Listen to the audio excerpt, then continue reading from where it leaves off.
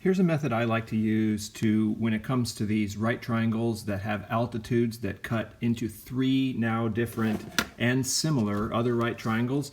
I've made a table here that has small right triangle, medium right triangle, and large right triangle, which are, here's the small one. Well, let's go with the large. Here's the large one. That's the entire piece, all outsides. Here is the small one, here in red, and then let's make this medium one. So when it's good to try to fill in everything that you can before you actually do the work, and this is going to work for numbers 4, 5, and 6. So when I look at, let's say, the large triangle first, the short side is y, the long side is going to be x, and the hypotenuse, oh, sorry, no, I'm looking at it the wrong way. It's a short side is y, long side is z, and the hypotenuse is x. For the medium triangle, this one right here, the short side is 15.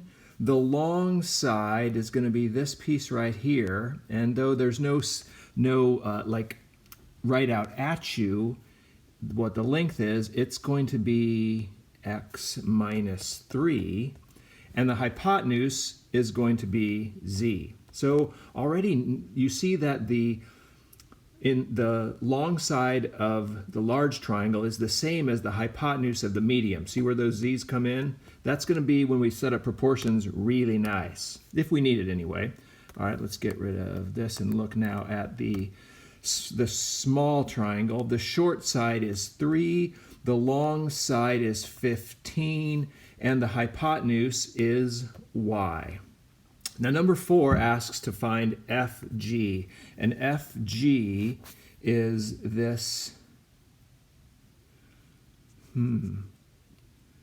x, right? Let's see.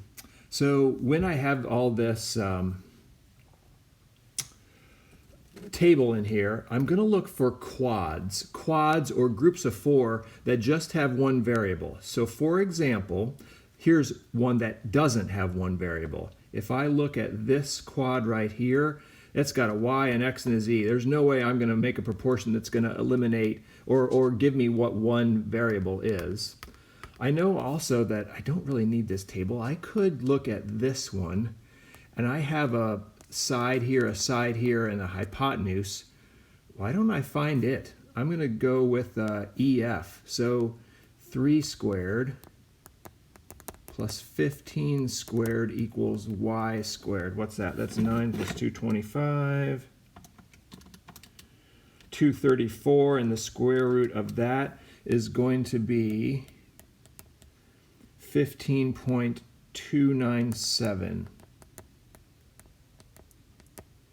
I think that is the question for EF number 5. And it looks like number 5, I think it's round to the nearest tenth. That's going to be 15.3. So we got that down. But back to the table. Here's a quad that is going to be useful. The small triangle, short side is to long side of the small triangle, as short side is to long side of the medium triangle. So watch this proportion. Short side is to long side as short side is to long side. And what I mean by that is the short side of the small triangle is to the long side of the small triangle, as the short side of the medium triangle is to the long side of the medium triangle. So I've got in there, it's a geometric mean, and I've got one distance that actually works for both.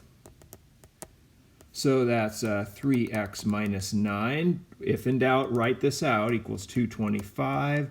3x equals 234. And x is going to be 234 divided by 3, 78. 78. X is 78. So now I can put a 78 in there. I already know y is 15.3. And now to find EG, let's see, where is that one? That's this one. Well, I could do two things. I could look at it in the big triangle, or I could look at it in the medium. I think I'm going to look at it in the medium because I'm not sure about rounding here for this one. I'm going to go with, I'll draw it out, 78 and 15, and that's Z.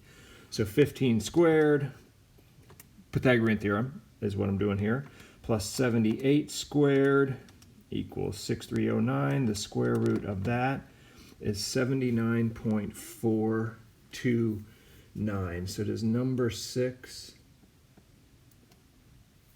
wait a second. Oh, wait a second. This is not 78. This is 75 right here. X is 78, but this is 75. Double check. It's 15 squared plus 75 squared is 5850, and the square root of that is 76.485, which it looks like you are rounding in number 6 to 2 decimal places, 76.49.